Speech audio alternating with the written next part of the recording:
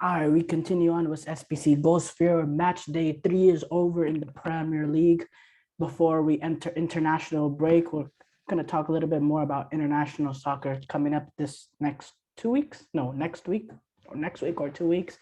But for now, we're going to recap match day 3 of the Prem. And yeah, some good matches, a lot of big news, and transfer window coming up too, and all that. But as of right now, here is the table, as y'all can see that. You can see the table, right? Yeah. So yeah, Tottenham 1, West Ham 2, Man United 3, Chelsea 4, yada yada yada, Liverpool 5, all that. But it doesn't really matter. The key thing is the only team in the Prem that's hasn't dropped any points is Tottenham, getting 3-1-0 wins. West Ham, Man United, Chelsea, Liverpool, and Everton all with 7, and Man City, 6 points. Yeah, but Imran, yeah, let's start off with Manchester United because that's the closest one that happened. Because that happened the latest game today. They beat Yeah. Wolves 1-0, and yeah, thoughts on the match, and I guess say your thoughts on the Ronaldo news because I don't think you were on here last time. Uh, she got Ronaldo. I'm really excited. I was over the moon when we signed him, especially like when I thought he was going to City. At first, I was like, no way he would go to City, but it was starting to sink in. And when I found out he was going to United, it was just amazing. But about this game, it was a disappointing performance from United. Like Wolves were really good, especially in the first half. I mean, like in the first 10 minutes, they could have scored like 2 goals, and both I because counted, of Fred. I counted 3. I thought they could have scored 3. There's specifically 2 I remember, like they were like near. And there were a couple moments too where they just needed that final ball. Yeah. There was a lot of those actually. Uh, yeah, I Well, mean, yeah, it's frustrating for Wolves. I mean, you could argue they were the better team in all 3 games. They created more. Trincao, he hasn't always got his opportunities at Barcelona, but you can see the qualities in him on why Barcelona signed him in the first place. I thought he was magnificent. I was very confused why they brought him off. Him and Adama were really being direct and changing the game. Both were unlucky not to score, especially Trincao, because he did everything. He just got cleared off the line. But yeah, same deficiencies. I mean, if you want to see the worst performances you've ever seen, just look at the first 12 minutes from Fred. I mean, it was awful. That first 12 minutes, missed passes, trying to defend one-on-one, basically getting overpowered by teams, easily getting glided by it. I remember Trent Couch literally glided right past him to get that opportunity. Adama Traore just using his muscle. Fred was nobody. To awful, be fair, Fred, awful nobody that can 12 hang with minutes. Traore. But That 12 minutes was so awful throughout the from whole Fred. game, he was really bad. The whole game wasn't really that good, but And that first 12 minutes just it was awful. Yeah, and Man United fans, I mean, I guess they can piggyback on the fact that we still have Ronaldo coming, but let's be fair, Ronaldo doesn't make that much of a difference in this game if he doesn't get the service. I mean, obviously, maybe he could have a moment of magic, once in a while because he is Ronaldo, but at the end of the day, the CDM is the main problem on this team, and coaching is the main problem on this team. Van de Beek still doesn't play again. I mean, I don't know what he's doing. He needs to either he fires his agent or fires himself because he should have sent in the transfer request like months ago. This is getting ridiculous. It's clear that Ole just does not favor him. He hasn't. I don't know what makes him think that he's suddenly gonna start playing. Ole just doesn't want him. I don't understand now he why he won't doesn't be playing accept it. because Pogba will be moved to midfield. We already saw that today, and he's gonna get even less game time. Yeah. Uh, Speaking of which, Pogba playing in the midfield. We didn't get the best out of Pogba. I don't think he's the best there either. Because what we saw from Pogba, okay, he had a couple deep passes, but most of the game, all he was doing when he got in the ball was crossing the ball. I'm not but crossing the ball, but it putting the was just a ball lot of long balls yeah, here. on the opposite direction, moving the play from one side to another. I mean, yes, Pogba could do that, but that's not where he's at best. I think he needs to be a little bit more advanced, but that's the problem. He can't be when there's no CDM because Fred is listed as a CDM, but he's not a CDM. He can't defend anything. I just can't defend anything. Can't pass the It's ball. There was this moment There was this moment right at the beginning of the game. It's not even a complicated pass where they're just playing, good. There was a good run for Man United, quick passing all around, Bruno Fernandes, Sancho, I think was Greenwood passing it, intricate passing real quickly. Fred gets the ball, tries to one touch, and it was just an absolute disaster straight into the Wolves hand. Boom, Wolves break like that through Traore, and they were lucky not to score then too. I mean, Man United were just completely fortunate this game, and you've seen this before. We saw this earlier last season too, where they were fortunate to get out of wins, fortunate to get out of games with 1 point, let alone 3. And that's the thing. Right now, it didn't cost you, but down the line, this kind of performances will cost you. And I don't see that improving because you added Ronaldo. You're gonna need to add a CDM, which there's still time, but there's no rumors coming out. Where's the rumors of a Basuma or even Neves? Neves Speaking of which, pretty good today. was that Neves play a foul? Yeah, it is. It is a foul. It's a foul. But it's a foul. I mean, I'll take it because we got robbed against It's a foul. Southampton. That was a foul too. I mean, that was not a foul. I mean, it was 50. Southampton was but this one is clear. Pogba's clearly catches his shin. I don't. You know what? I don't even blame. It was hard to see though, because it was easy to see because you can tell his shin guards. If his shin guards, but if you're the ref, like the shin guard doesn't move by itself. The shin guard clearly scrapes onto the side of. Well, that's why I said it was a foul.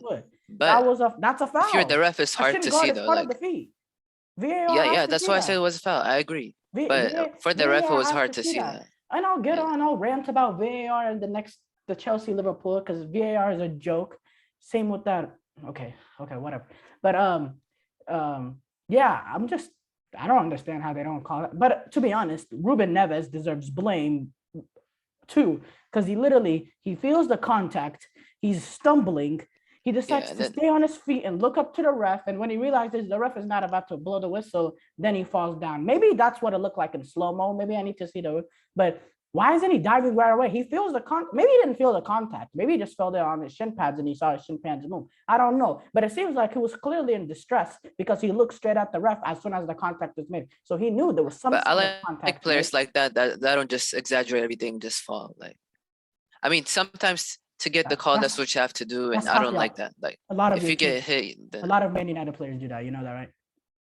I know. I'm not saying I'm just saying it's part of the game these days. That's why I'm okay with the whole being more physical. I'm okay with that. I'm okay with letting the Bruno Fernandes thing slide. But players should not be allowed to literally. But it was a foul. Studs up too. Studs were up too, right? Yeah, I think the studs are up. It's high. I'm not saying it's a card or anything, but it's a clear foul.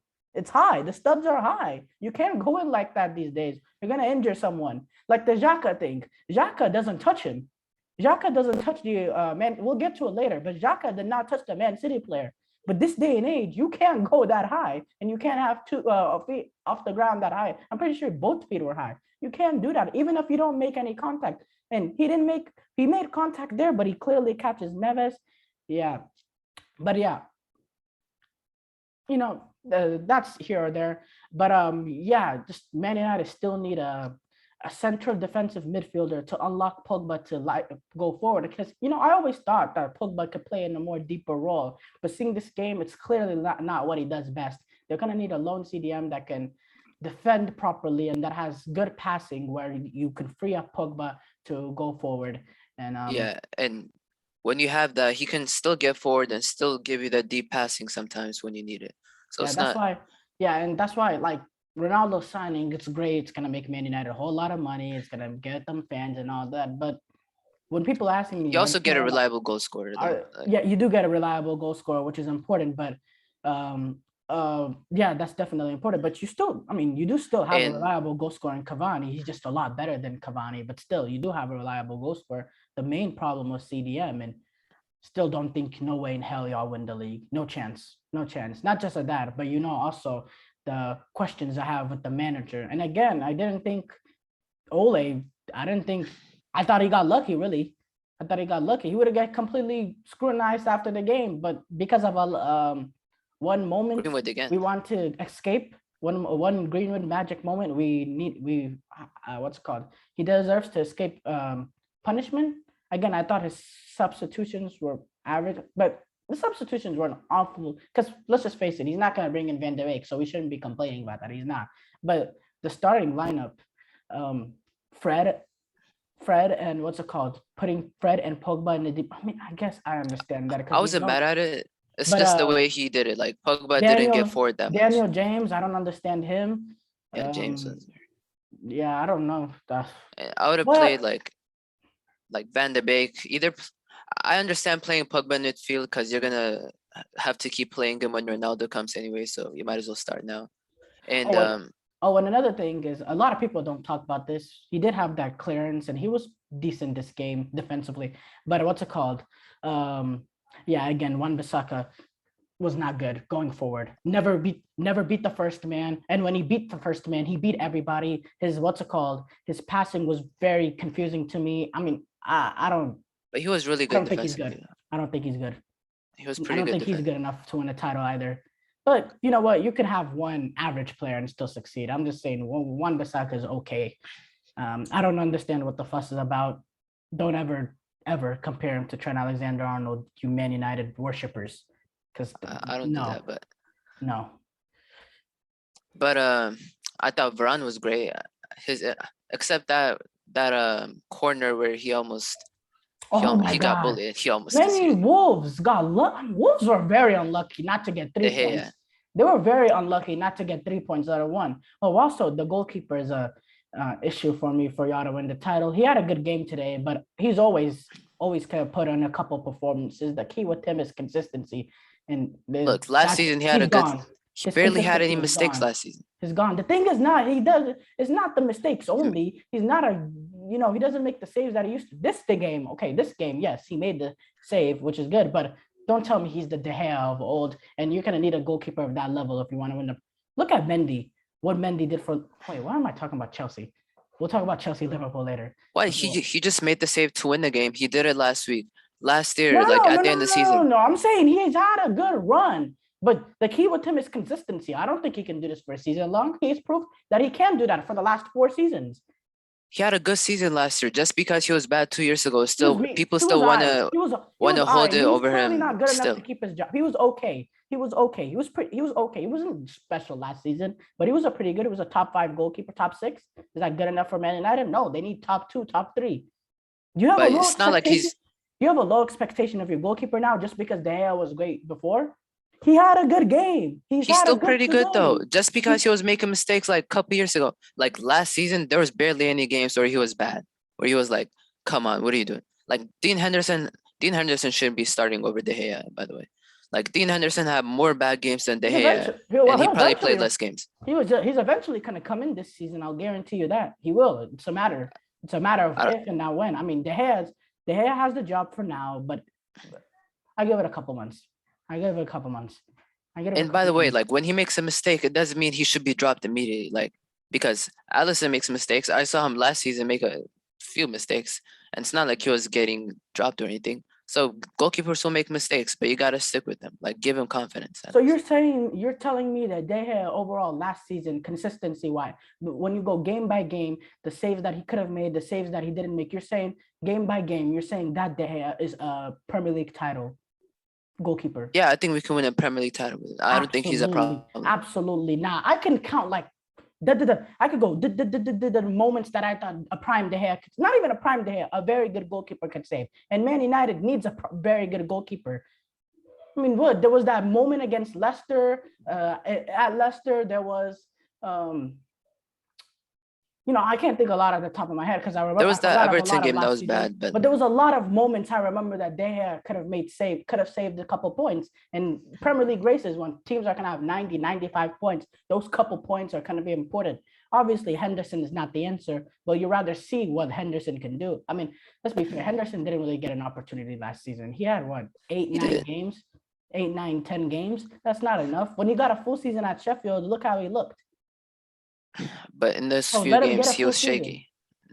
Is he back yet? I'm not willing to risk it to see what Henderson got when I think De Gea is still very good. Is he back? He's not 100%. I don't think. Well, that's why he's not starting. And even if he comes back, he shouldn't drop De Gea.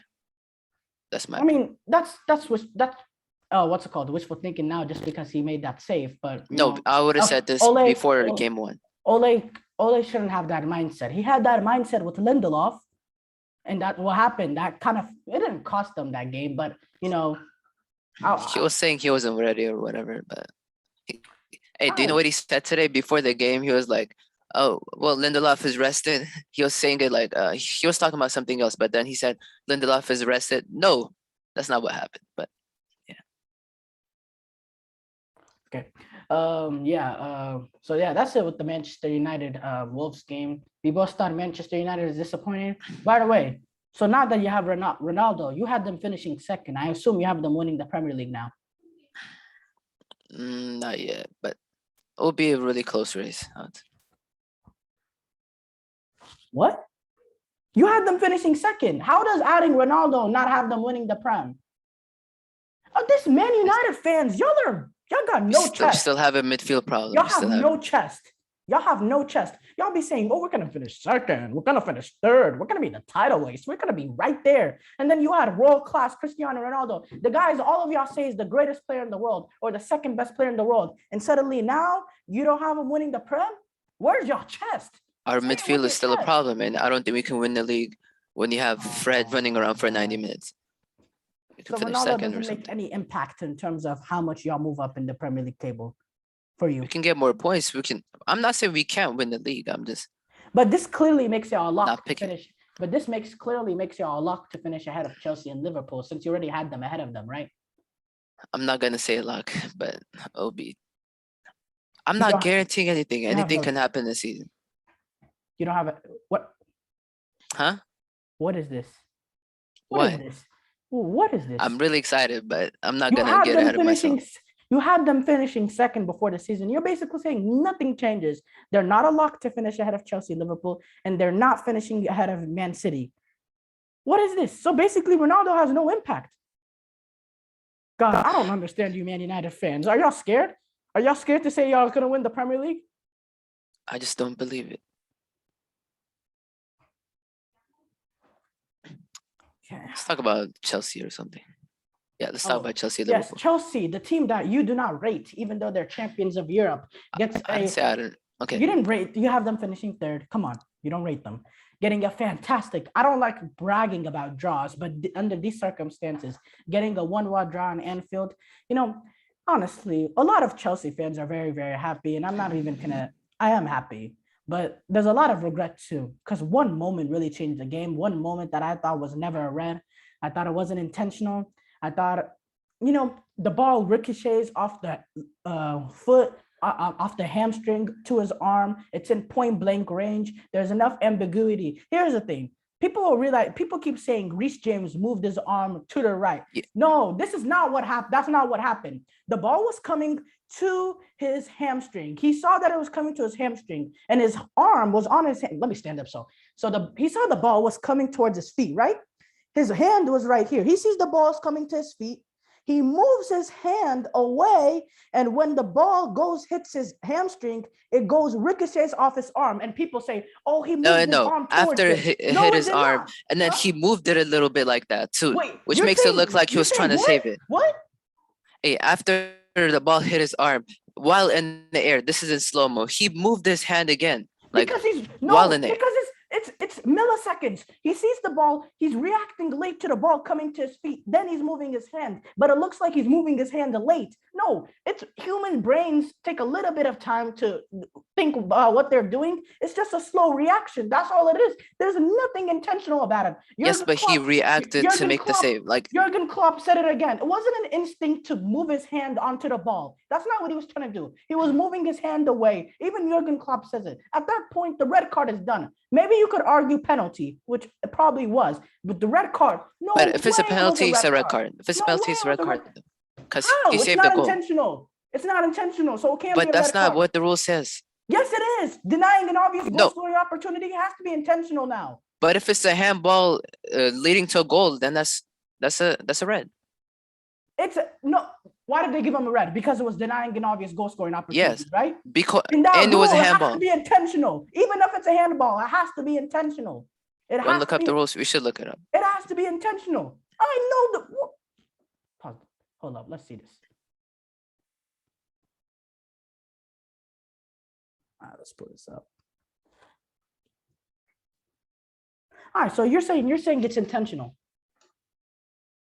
I'm saying he moved his hand towards it, so he saved a goal scoring opportunity, which is a red. No, that's on slow mo. And slow mo, it looks deliberate. But when you watch it in full time, you're seeing he's in the natural. But he has I his don't think hand. he did it He's purposely, reacting but he late. moved his He hands just towards it. reacted. It's a late reaction, and he sees the ball coming, and he moves his arm away. He thinks he moved it wide enough. No, he didn't, because a ricochet's off his foot onto his hand. There's enough ambiguity there. People don't. And I don't. And also the VAR review, that was a disgrace. He saw a picture standing still of it. Yeah, okay. Can you see? How can you decide that a red card straight off? Not just a penalty, but a red card. And people, that's a double thing. People don't think it gave them a goal and also gave them a chance to play with 10 men. It's like the most game-changing of plays that you can have in football, a double jeopardy play. It cost them the 10 men and a goal. People don't understand that. So why don't you just go there? At least stand there for 30 seconds and see the video. Literally saw a standstill picture of Reece James handling the ball. There's no context in that. There's no context in that. The angle I thought was awful too. And yeah, I didn't think it was a red. I don't think it was never a red, because there's enough ambiguity in that. It's point blank range. You can tell that he wasn't handling it. And, yeah, I didn't think it was a red card. And Anthony Taylor, that bald prick. I hate that dude so much. He is one of the worst referees I've ever seen in my life. He should never, ever, ever referee Chelsea games ever again, because this is like the fourth time he's robbed us. That one referee, Anthony Taylor, that bald prick. I mean, the game was like exciting in the first half, He and ruined the game. this kind of ruined it. He ruined the game. He ruined the game. We had to go defensive. And hats off to Chelsea, the toughest mentality to go into Anfield and get a point playing 45 minutes with 10 men.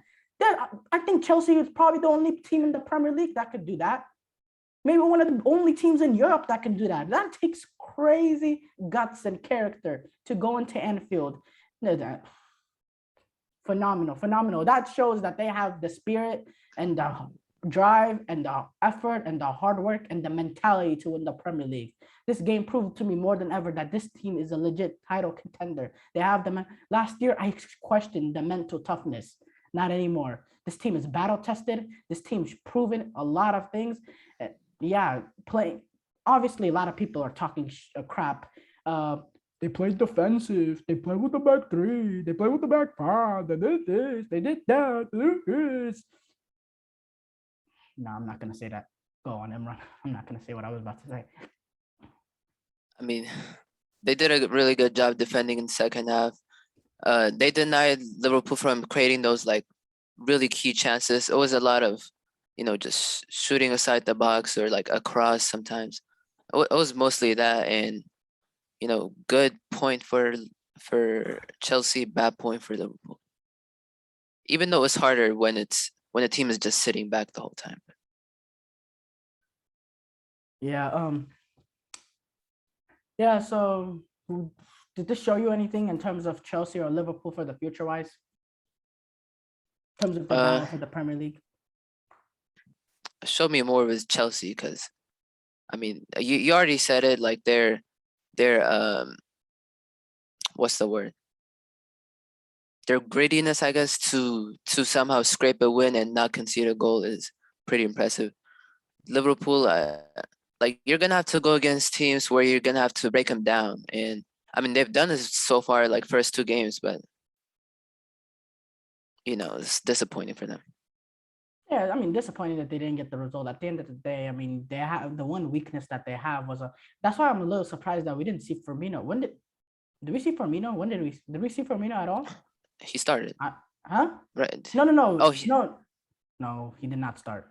Yeah, he started and then he got subbed off. Oh, I missed the first. No, I missed the first 40 minutes. So I think that's when he got subbed and then he got subbed off like 40 something minutes. Was he injured? I don't know, but he just subbed him off. That's the most, besides their fullback, that's the most creative guy that they got, and they needed him to break down that low block, and they didn't have him. That's why I'm not hugely concerned, because when they needed Firmino, he was not on the pitch. I don't know what's going on, if it's an injury or I better be an injury, because he could have just subbed him on at halftime then, because it was 42, 43 minutes. So why embarrass the guy? So yeah, I haven't checked, but I'm pretty sure it's an injury. not too concerned about Liverpool. I said my piece on Chelsea, and yeah, Chelsea, Man City, gonna be a Premier League battle for the ages. Notice I did not say United. Maybe Liverpool can slip in there. I'm a little concerned about them though because of their what's it called? They need a bit to do in the transfer that they're probably not gonna do. But still, they still have Anfield coming back, so that would be a huge. This was at Anfield. They couldn't get 3 points Yeah, this is also one of the. This is also going up against the champions of Europe. Okay, with 10 let's men respect Chelsea. The for a half. champions of Europe. By what other team? When Manchester United went down to 10 men, what happened to Tottenham? That was at home. So That was a different team let's too. respect To United. a No, little bit, if you yeah. compare United then and like a few months later, it's different. Yeah, Chelsea. I mean, Chelsea fans talk. I mean, Man United fans like to talk shit about Chelsea from early last year. This team is completely different. We're champions of Europe. Put some respect. Put Yeah, some respect. you But are. Manchester United will still finish ahead of Chelsea, according to you. Next is City. City 5-0 win over Arsenal. I'm getting tired of talking about Arsenal. As you can see right there, bottom of the league. They're bottom of the league. They're bottom of the league. They're Down there bottom with of the Norwich. league. They're bottom of the league. Yeah. That's it's 80% possession, I believe. 25 shots to one. It's just pure domination. Red card. I mean, it didn't change the game because the game was already over. But Xhaka, he's supposed to be the captain, and he goes in to do that. Reckless, stupid, not what a captain should do. Man City made them pay, and Arteta's on the brink. And it's tough for Arteta because a lot of people are not giving him some of the excuses that I think he deserves because he is missing the two center backs that he signed this period. I know a lot of Arsenal fans saying he loaned out Saliba. He loaned out Saliba. Maybe Saliba is actually worse than this. Who knows? I mean, we don't know. We haven't seen Saliba play. Um, Odegaard, he was okay, but it's still his first game, and playing different position. Saka, he's still adjusting. I don't understand. Some of the players that came from the Euros are taking a long time for them to adjust, and some are flying in right away. Others are taking a while to adjust. I'm not understanding that, but he'll eventually come good to Arsenal, and I don't think it's as. Of course, they should be panicking a little bit, but at the same time, Yeah, definitely should. be a little bit patient. Be a little bit patient because at the end of the day, this Arsenal team is not that talented. It's just the truth. Yeah, they stood no chance. I mean, the defense was bad like first 20 before they got the red card. After that, they're off the hook because they're playing with 10 men. But still, the defense was bad when they conceded the first two goals, and after that was over. So not much take away from that. Okay, and yeah, finally Tottenham get 3-1-0 wins. The opposite of basically Wolves. Tottenham top of the league. What does this do for them, and what do you see for them as their future, as a potential target for them in terms of what should they be targeting to get out of this Premier League season? Because let's be honest, this is all they got. Conference League. Yeah, this great 9 points so far. I mean, like the first game against City, that I think gave them the boost, that gave them the belief they can keep going. And I mean, it was a free kick that was kind of lucky, but they'll take it because that's what they need if they want to finish top four. Probably won't happen, but at least make the Europa League with fifth place. Yeah, I think the target is really fourth place. They can hope either Manchester United or Liverpool drop out of there. That's legitimately the highest they could possibly dream of. And even then, I still think that would be too much of a reach. They were okay. I mean, I've always, what's it called, respected Nuno Santos. That's why I had them finishing fifth. And I think that's where they'll finish. And maybe they can battle for top four for about, until April-ish. But when April-ish, May comes around, I think they're going to be comfortably locked in that fifth place. I think that's what they are. They think right now they're a fifth place team, which is not bad, because that means they're showing slowly improvement. They're going to be getting some more transfers in, which is great. They're doing, honestly, I think they're doing good business, and it's not like they're doing it with Harry Kane money. They get to keep Harry Kane now.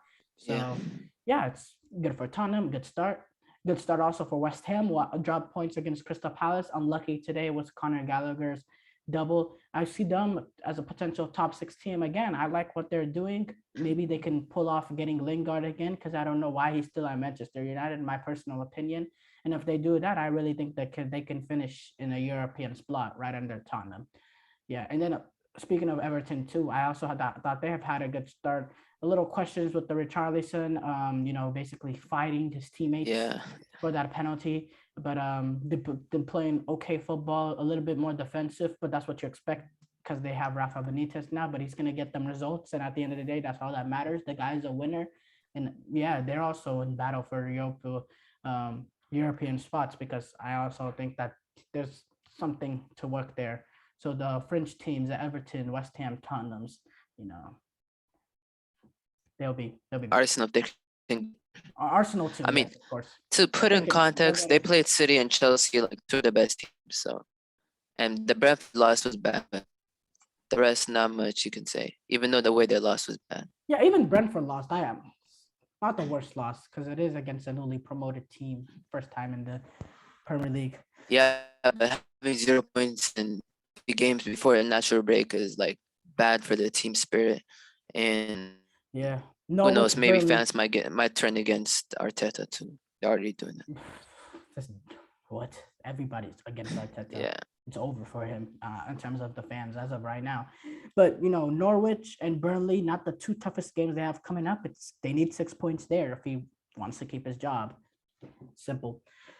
So yeah, thank you for watching. Like and subscribe. Peace out. Oh, and I forgot to say, Ronaldo does not change Imran's opinion at all about Man United in terms of But winning. let's go CR7. How can you say that? You're saying he has no impact. That's not okay. Just end. Hold up. You don't have them. You have them finishing second. I'm still mad about that. Say it with your chest. Say they're winning the Prem. Or at least come. How many points do you think they'll finish ahead of Chelsea? That's I don't know. I'm just saying we're What? finishing second. Just come on. Say a number. Estimate. I look Say a range. 3 to 6. What was it before Ronaldo? I just said they'll finish second. I didn't have. What was it before Ronaldo? You're at. I didn't have a number in mind, but So let's say 3 to 6 with Ronaldo. So before that, what was it, 1 to 2? So you say it was always going to be narrow. It was always going to be narrow. no It's matter. not like, So basically, you just said Ronaldo makes a point difference. dude. I'm not about to. I have no idea, dude. We'll see. Exactly. Like, You don't want to admit it. You had them finishing ahead of Chelsea before, so you should have them finishing ahead of Chelsea by a couple more points, right? Because it's Ronaldo. yes, but it's not like I had a specific point then. So you just said it. And Chelsea already look good, huh? So you just said it randomly. What do you mean? That I thought we would finish higher, but I didn't have a specific number in mind, right? But points. But let's say you had the most narrow, it'd be 1, right? Now you have them 3 to 6. Do you understand what I'm saying? That's only 2 to 5 points more now that they have Ronaldo. You seem really pissed about this. Yeah, I am really pissed because you're not saying it with your chest. I don't know why Man United. Wait, do you think? Hold up, I gotta I ask you. Do you think United are higher than Chelsea, Liverpool, City? No, I thought they would be. I thought City, Chelsea, Liverpool will all be at least 10 points ahead of Manchester United. Right now, I would say City. Right now, I would say Liverpool and Man United would be within 3 points. Liverpool, and I still think Liverpool will finish ahead of them. I think Chelsea would still be about 6-7 points ahead of them, and City depend. Well, I had City. City will third, be 6. right? No, I had City being Second. 6-7 points ahead of them. I thought City and Liverpool would be neck and neck, and I thought Chelsea would still be like 8-9 points ahead of y'all. But I thought City, Chelsea, and Liverpool would be. How would you rank it right now? I kept my ranking. I kept my ranking at 4th. Yeah, I didn't change my ranking at all. I don't think this solves Man United's biggest issue. So I don't think this is as big of an addition as a lot of people saying. I think this makes them 6-7 points better. Thank you for watching. Like and subscribe. Peace out.